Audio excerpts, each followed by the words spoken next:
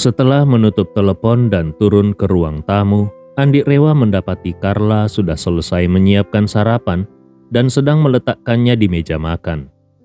Najwa sedang membantu menyiapkan peralatan makan. Melihat Andi datang, dia pun tersenyum. "Suamiku, sarapan sudah siap, ayo duduk." Andi Rewa mengangguk sambil tersenyum. Saat dia hendak duduk, dia melihat Ridwan turun dari lantai atas dengan mengenakan setelan jas lengkap. Najwa pun bertanya dengan heran, "Ayah, kenapa hari ini ayah memakai baju resmi seperti itu?" Ridwan merapikan dasinya dan tersenyum bangga. "Sekarang, ayah sudah memakai mobil Rolls-Royce Cullinan. Tentu saja penampilan pun harus sesuai. Kalau tidak, orang bisa mengira aku ini adalah sopirnya." Najwa berkata tanpa daya, "Ayah, jangan lupa, mobil Rolls-Royce itu adalah hadiah untuk Andi. Kenapa ayah tidak bertanya dulu, apakah Andi butuh menggunakan mobil itu atau tidak?" Ridwan langsung menggaruk hidungnya dengan canggung dan buru-buru bertanya kepada Andi, Menantuku yang baik, apakah kau butuh mobil itu? Kalau kau butuh, ayah akan memberikannya kepadamu." Lalu dia menambahkan, "Tapi kalau kau belum butuh sekarang, biar ayah pakai dulu. Kalau nanti kau ingin memakainya, katakan saja. Ayah pasti akan langsung menyerahkannya." Andi Rewa tersenyum kecil dan menjawab, "Ayah tenang saja, ayah pakai saja dulu mobilnya. Aku tidak akan memakai mobil itu. Biar aku menggunakan BMW 530 saja. Karena kadang-kadang aku membutuhkan mobil untuk aktivitasku." Mendengar itu, Ridwan langsung merasa sangat gembira dan spontan berkata, "Menantuku, kalau begitu ayah pakai dulu mobilnya. Kalau kau ingin mencoba naik Rolls-Royce, ayah siap menjadi supirmu." Lalu dia buru-buru menambahkan, "BMW 530 sedang diparkir di bawah gedung Asosiasi Kaligrafi dan Lukisan. Bagaimana kalau nanti ayah minta staf di sana mengantar mobil itu ke rumah?" Andi Rewa mengangguk sambil tersenyum, "Baik ayah, kebetulan malam ini aku ada janji makan malam dengan seseorang. Jadi aku membutuhkan mobil." Najwa pun bertanya, "Malam ini kau akan makan di luar?" Andi Rewa mengangguk, "Iya, aku ada janji dengan seorang teman." Najwa tahu kalau sekarang suaminya mempunyai banyak kenalan, jadi dia tidak bertanya lebih lanjut. Andi Rewa kemudian bertanya, "Apakah kau sudah memutuskan akan menerima atau menolak proyek dari Nona Carmila?" Najwa mengangguk pelan dan menjawab serius, "Sudah, aku memutuskan untuk mengambil proyek itu dan akan mengerjakannya sepenuh hati. Aku ingin bisa meraih prestasi dalam lomba desain interior tingkat nasional." Lalu dia menambahkan, "Aku juga memutuskan untuk tidak menerima biaya desain dari Nona Carmila, supaya kau tidak merasa berutang budi kepadanya." Andi Rewa mengangguk sambil tersenyum, "Tidak masalah, kalau itu keputusanmu, aku mendukungmu sepenuhnya."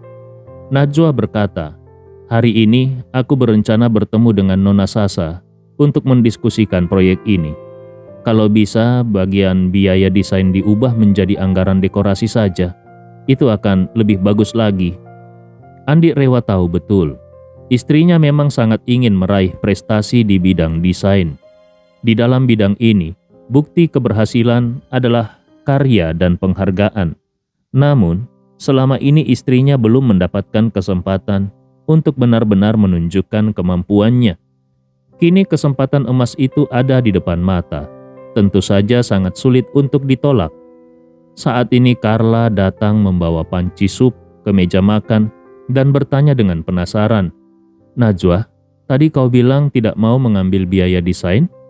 Ibu ingatkan kepadamu, dalam bisnis jangan terlalu banyak basa-basi dengan kenalan.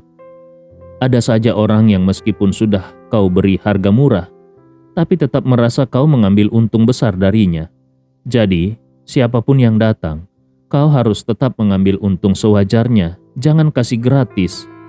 Andi Rewa tertawa dan berkata, "Ibu, mengenai pekerjaan Najwa lebih baik kita biarkan dia memutuskannya sendiri." Sebenarnya Carla masih ingin berbicara, tetapi setelah ragu sejenak, akhirnya dia mengurungkan niatnya. Dia tahu betul, di rumah ini, Andi Rewa adalah kepala keluarga yang sebenarnya. Kalau dia tidak ingin bernasib tragis seperti Novia, dia harus menurut kepada Andi. Maka dia pun langsung berkata, "Menantuku yang baik, kau benar. Najwa, kau putuskan sendiri saja. Apapun yang kau pilih, ibu akan selalu mendukungmu." Menjelang sore hari, sistem intelijen pasukan Galesong masih belum memberikan informasi berguna. Namun Andi sudah memutuskan, tidak peduli siapa sebenarnya Karmila Wiratama itu, malam ini dia akan mengendalikan dulu si ahli bela diri bintang 6 yang mengawal Karmila. Pukul 5 sore, dia meneruskan alamat yang dikirimkan Albert kepada Karmila. Setelah itu, dia mengendarai BMW 530 milik mertuanya yang sebelumnya, lalu berangkat menuju rumah makan tradisional di pinggiran kota. Saat itu, Kamila sedang berdandan di hotel. Dia mengenakan gaun putih Hermes yang dijahit tangan. Rambut panjangnya disanggul anggun di belakang kepala, lalu dipasangkan tusuk konde hitam untuk mengunci sanggulnya. Dia juga mengenakan sepasang anting mutiara tanpa cacat dengan hati-hati. Penampilannya modern, tetapi aksesorisnya klasik. Namun di tubuhnya, perpaduan ini tidak terlihat aneh, justru sangat serasi. Setelah memakai riasan tipis, kecantikan Kamila meningkat beberapa tingkat dibandingkan saat tanpa riasan. Begitu semuanya siap, dia menerima alamat yang dikirimkan oleh Andi. Saat melihat alamat itu adalah sebuah rumah makan tradisional, yaitu Coto Daeng, dia langsung terkejut dan seketika kebingungan. Awalnya dia mengira Andi kemungkinan besar akan memilih restoran Oceana, tetapi tidak disangka yang dipilih justru rumah makan di pinggiran kota Makassar. Bahkan benar-benar rumah makan tradisional yang berada di dalam halaman rumah warga. Bernama Coto Daeng, namun juga salah satu menunya adalah bebek rebus. Selain mengirim alamat, Andi Rewa juga menambahkan satu pesan. "Nona Karmila, kau sudah lama tinggal di Prancis dan terbiasa makan masakan Prancis. Mungkin kau belum pernah mencoba rumah makan lokal kita. Restoran ini mempunyai menu tradisional yaitu coto. Ada juga bebek rebus kalau kau mau. Aku akan ke sana duluan dan memesan menunya. Nanti saat kau sampai, kita bisa langsung makan." Sejak kecil Kamila belum pernah memakan makanan tradisional Makassar. Dia sama sekali tidak bisa membayangkan seperti apa rumah makan tradisional Coto Daeng ini, dan seperti apa menu yang ditawarkan di rumah makan ini. Karena itu dia langsung membuka ponselnya dan mencari tahu tentang rumah makan dan makanan yang dimaksud. Saat melihat gambar rumah makan dan menu-menunya, dia langsung melongo. Dia benar-benar tidak menyangka Andi akan mengajaknya makan di tempat seperti itu. Dia tidak habis pikir, apakah Andi ini terlalu pelit atau terlalu santai? Kalau tidak, sebagai pria yang beretika, seharusnya Andi memilih restoran yang sedikit lebih berkelas, bukan? Namun dia juga sadar, karena ini adalah undangan dari Andi, tentu dia tidak bisa meminta Andi mengganti tempatnya. Mau tidak mau, dia pun mengambil ponsel dan menghubungi pengawal pribadinya, Tuan Randy. Begitu telepon tersambung, dia segera memberi instruksi, "Tuan Randy, tolong siapkan mobil. 10 menit lagi aku akan keluar." Randy langsung bertanya, "Nona, siapa saja yang akan ikut?" Kamila menjawab, "Hanya kau dan aku." Randy bertanya lagi, "Nona Sasa tidak ikut?" Kamila berkata, "Sasa sedang berada di luar membahas kontrak dengan istri Andi, sekaligus mengantarnya ke rumah untuk pengukuran ruangan. Sepertinya mereka akan selesai larut malam." Randy segera menjawab, "Baik, mohon tunggu sebentar, aku akan mengabari begitu mobilnya siap." Setelah menutup telepon, hati Kamila terasa sangat senang. Bahkan ada rasa girang yang sulit dikendalikan. Dia merasa ajakan makan malam dari Andi menandakan pendekatannya sudah mulai membuahkan hasil. Sekarang yang perlu dia lakukan adalah terus mempererat hubungan dengan Andi sebelum lelang dimulai. Dengan begitu, peluang untuk mendapatkan jamur regenerasi yang diinginkan kakeknya akan menjadi double. Kalaupun gagal didapat lewat lelang, dia masih bisa mencoba melalui hubungan pribadi. Selain itu, dia juga tidak khawatir identitas aslinya akan terbongkar saat lelang, karena identitas Carmila Wiratama memang nyata. Bahkan, keluarga Wiratama di Prancis adalah kerabat jauh dari keluarga Winata. Sebagai anggota keluarga jauh yang menemani kepala keluarga Winata menghadiri lelang, ini masih masuk akal. Memikirkan hal itu, perasaannya pun menjadi jauh lebih tenang. Bahkan di dalam hatinya mulai timbul fantasi. Dia membayangkan saat lelang nanti, kakeknya gagal mendapatkan jamu regenerasi dan merasa sangat menyesal. Tapi kemudian dia sendiri justru bisa membelinya langsung dari Andi karena hubungan pribadi mereka. Saat itu, dia akan menjadi penyelamat di mata sang kakek.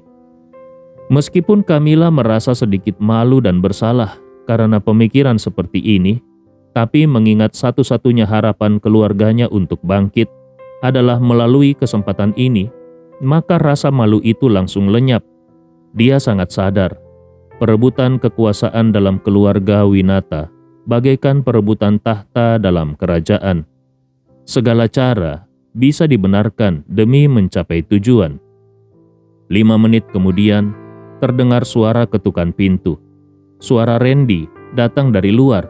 "Nona, mobil sudah siap." Camilla menjawab, "Baik, aku akan segera ke sana." Camilla mengambil tas tangan limited edition Hermes Himalayan Birkin. Warna gradasi hitam putihnya sangat cocok dengan gaun yang dikenakannya. Dia berdiri di depan cermin rias, dia menatap dirinya di cermin dan menggelengkan kepalanya sambil bergumam di dalam hati. "Kalau aku tahu akan pergi ke tempat seperti itu, aku tidak akan memakai baju ini. Berpakaian seperti ini ke rumah makan tradisional, rasanya seperti badut." Dia menghela napas ringan, lalu membuka pintu. Ahli bela diri bintang 6, Randy, sudah menunggu di luar. Begitu melihatnya, Randy langsung berkata dengan hormat, "Nona, kita bisa berangkat sekarang." Camilla mengangguk dan bersama Randy turun ke lobi hotel. Mobil Cadillac anti peluru sudah terparkir di pintu masuk lobi. Salah satu bawahannya menyerahkan kunci kepada Randy dan satu lagi membukakan pintu belakang untuk Camilla. Setelah Camilla masuk, barulah Randy duduk di kursi pengemudi. Sambil membuka kunci pintu, dia bertanya, "Nona, kemana tujuan kita?" Camilla menjawab, "Aku sudah mengirimkan lokasinya melalui chat." Randy membuka ponselnya sambil mengernyit, lalu berkata, "Sepertinya ini di pinggiran kota. Kenapa Nona pergi ke tempat seperti itu?" Camilla berkata, "Tuan Andi berkata ingin mengundangku makan malam. Tempat yang dia pilih adalah itu." Randy mengetik alamatnya di GPS, dan setelah menemukan lokasinya dia terkejut. Tempat ini hampir 30 km dari pusat kota. Terlalu terpencil. Kenapa Tuan Andi memilih tempat seperti ini? Jangan-jangan ada sesuatu yang mencurigakan. Camilla terdiam sejenak lalu berkata pelan, "Sepertinya tidak. Aku hanya pernah bertemu dengan Tuan Andi sekali. Menurutmu, apakah aku sempat membocorkan sesuatu?" Randy berpikir sejenak lalu berkata, "Aku tidak ikut masuk ke dalam rumah kemarin. Jadi aku kurang tahu apakah ada informasi yang bocor. Tapi kalau boleh jujur, aku sendiri bisa menjadi satu titik celah." Camilla dengan penasaran bertanya, "Apa maksudmu?" Randy menjawab dengan serius, "Kalau Tuan Andi memiliki kekuatan lebih tinggi dariku, dia pasti bisa melihat kalau aku adalah ahli bela diri bintang 6. Kalau begitu, dia pasti akan langsung curiga pada identitas Nona. Karena seorang wanita dengan latar belakang seperti Carmila Wiratama tidak mungkin mempunyai pengawal pribadi sekuat itu." Camilla menjadi sedikit gugup dan bertanya, "Menurutmu, mungkinkah Tuan Andi lebih kuat darimu?" Randy menjawab dengan sangat serius, "Ahli bela diri bintang 6 di usia 20-an. Aku memang belum pernah mendengarnya. Tapi hanya karena aku belum pernah mendengarnya, bukan berarti itu tidak ada." Ucapan Randy membuat alis Camilla berkerut rapat. Bukan karena Randy menakut-nakuti, tapi kenyataannya memang demikian. Randy sendiri baru saja menembus meridian ke-6 tahun lalu dan resmi menjadi petarung bintang 6. Dengan kekuatannya saat ini, di antara para petarung bintang 6, dia termasuk yang paling lemah. Jadi selama kekuatan Andi mencapai level petarung bintang 6, besar kemungkinan dia lebih kuat daripada Randy. Jadi melihat level kekuatan Randy pun sangat semangat. Dia sangatlah mudah bagi Andi. Namun meskipun Randy tidak berani memastikannya sepenuhnya, melihat Camilla tampak sedikit khawatir, dia pun berpikir sejenak lalu berkata, "Nona, menurut pendapat pribadiku, kemungkinan Tuan Andi adalah petarung bintang 6. Apalagi yang lebih tinggi, sangatlah kecil. Nona tidak perlu terlalu khawatir." Camilla bertanya, "Kenapa kau bisa berpikir begitu yakin?" Randy menjawab, "Negara ini sekarang berada di era damai dan makmur. Jadi dunia bela diri sipil selama bertahun-tahun ini hampir tidak mungkin mempunyai kesempatan untuk berkembang. Petarung bela diri yang benar-benar kuat sebagian besar berada di luar negeri. Tuan Andi adalah orang Makassar asli, jadi kemungkinan dia menjadi petarung kuat sangatlah kecil. Saat ini petarung terkuat di dalam negeri yang aku tahu, kekuatannya baru sampai bintang 4. Apakah ada petarung bintang 5 pun belum diketahui." Camilla mengangguk pelan dan berkata, "Entah kenapa aku merasa Tuan Andi ini sangat misterius. Ada banyak hal di dalam dirinya yang sulit dipahami dan tidak masuk akal. Tapi kalau dipikir-pikir, sepertinya juga tidak mungkin dia bisa menjadi ahli bela diri di usia semuda ini. Apalagi dia juga belajar Feng Shui, menjalankan pabrik obat. Sehebat-hebatnya seseorang, dia tidak mungkin bisa menjadi petarung bela diri dalam usia 20-an dengan kesibukan sebanyak itu. Mungkin aku memang terlalu khawatir." Randy sangat setuju dan berkata, "Tepat sekali, dunia bela diri itu, bahkan kalaupun sejak kecil belajar dari guru besar dan mendapatkan bimbingan sepenuhnya, serta mempunyai bakat luar biasa, tetap saja tidak mungkin di usia 20-an langsung menjadi petarung bintang 6. Yang termuda yang aku tahu, menjadi petarung bintang 6 di usia sekitar 35. Orang itu mulai berlatih sejak umur 3 tahun, dan selama 32 tahun sampai berhasil menembus bintang 6. Waktu latihan hariannya setidaknya 14 jam. Camilla terkejut dan berkata, "Latihan 14 jam sehari, sisanya kalau dipotong makan dan tidur, praktis tidak ada waktu yang tersisa." Randy mengangguk, "Benar, orang yang ingin berhasil di jalur bela diri harus mengerahkan segalanya, bahkan harus menyepi dari dunia luar agar tidak terganggu. Kalau seperti Tuan Andi yang sibuk kesana kemari, fokusnya menyebar ke banyak hal. Meskipun dia memang praktisi bela diri, tapi pasti akan sangat sulit untuk mencapai hasil nyata." Lalu dia menambahkan, "Tapi kalau Nona tetap khawatir, aku bisa mengatur beberapa orang tambahan untuk berjaga-jaga agar semuanya aman tanpa celah." Namun setelah mendengar semua itu, keraguan Camilla pun hampir sepenuhnya sirna. Dia menggeleng pelan dan berkata, "Tidak usah. Dia mengundangku makan malam. Kalau aku datang hanya membawa seorang sopir, itu masih bisa dimaklumi. Tapi kalau aku datang dengan membawa satu rombongan, dia pasti akan curiga. Itu tidak pantas." Randy mengangguk dan tidak berkata apa-apa lagi. Mobil Cadillac pun melaju meninggalkan pusat kota. Setelah menempuh perjalanan 20 menit di jalan luar kota, akhirnya mereka tiba di tempat yang dimaksud Andi. Begitu mobil sampai di pintu, seorang pemuda langsung memberi arahan, "Silakan parkir di dalam halaman, Tuan Andi sudah datang." Camilla melirik ke dalam halaman dan benar saja, di sana sudah terparkir sebuah BMW 530. Dia tidak bisa menahan diri untuk berpikir, Tuan Andi ini memang benar-benar sangat low profile. Di antara 3 mobil yang keluarganya miliki sekarang, BMW 530 ini yang paling jelek.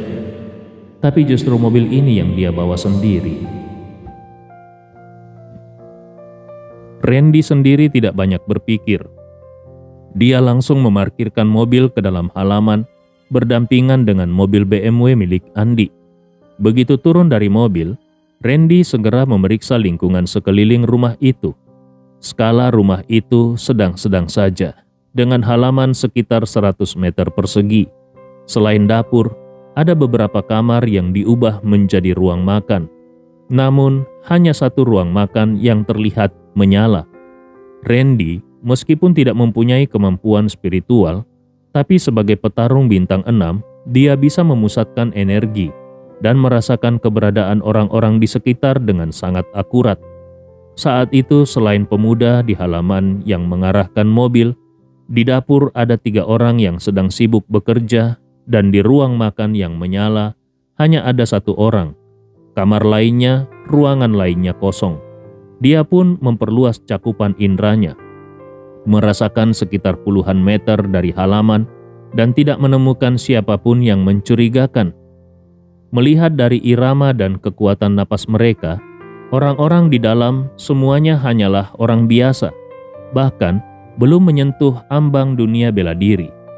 Dari situ, dia pun menyimpulkan tempat ini tidak ada jebakan atau penyergapan. Maka Randy pun berkata kepada Camilla, "Nona, silakan turun." Mendengar ini, Camilla pun mengangguk ringan. Ekspresi khawatir di wajahnya juga mulai mengendur. Dia tahu betul kemampuan Randy. Randy bisa merasakan pernapasan dan detak jantung orang lain, bahkan yang bersembunyi di balik beberapa tembok. Jadi kalau Randy mengatakan dia bisa turun, itu artinya tempat ini memang aman. Namun, keadaan lingkungannya sungguh membuatnya merasa sulit untuk dijelaskan dengan kata-kata. Bangunan rumah ini tampak usang meskipun sudah direnovasi. Begitu turun dari mobil, langsung tercium bau tidak sedap dari sudut halaman. Setelah diperiksa, ternyata di sana ada sekitar belasan ekor bebek gemuk yang dikurung. Mungkin karena suara mesin mobil yang berisik, bebek-bebek itu menjadi gaduh dan berkoak nyaring. Camilla menatap bebek-bebek itu, lalu melirik gaun putih Hermes mahal yang dia kenakan dan menghela napas. Di hadapan para bebek ini, justru dirinya yang terasa seperti badut.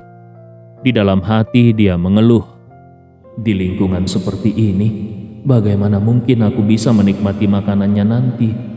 Tapi karena ini ajakan Tuan Andi, kalau hanya duduk tanpa makan, dari sisi etika tentu tidak pantas." Saat dia masih kesulitan menyesuaikan diri dengan lingkungan itu, pintu ruang makan terbuka. Andi Rewa keluar dengan santai mengenakan kaos putih polos dan celana jeans pudar.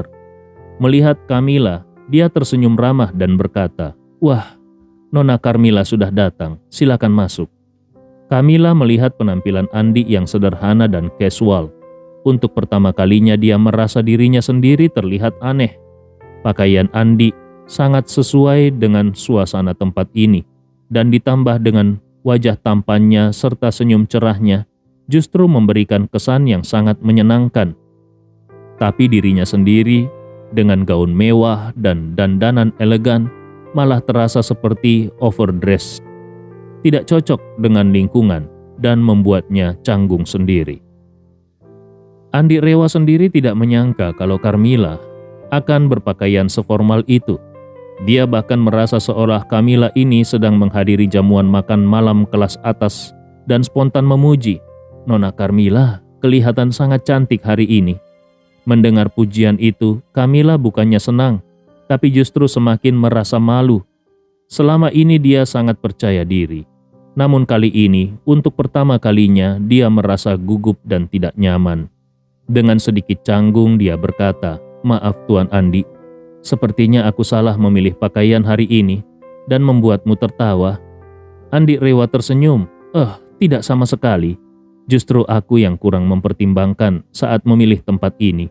Mohon Nona Carmilla jangan salah paham." Mendengar ucapan itu, hati Camilla langsung tenang kembali. Andi Rewa tersenyum dan berkata, "Silakan masuk Nona Carmilla. Makanannya sudah hampir matang." Melihat undangan dari Andi, Camilla pun tidak mempunyai pilihan selain menguatkan diri melangkah ke pintu ruang makan. Saat itu Andi Rewa juga memandang ke arah Randy dan dengan ramah berkata, "Bapak sopir, ayo masuk juga dan makanlah sedikit. Di sini juga tidak ada orang luar." Randy menggeleng pelan dan dengan sopan menjawab, "Terima kasih atas niat baik Tuan Andi. tapi sebagai sopir, aku lebih baik menunggu di luar saja." Andi pun dengan santai menanggapi, "Kalau begitu, maaf sudah merepotkan."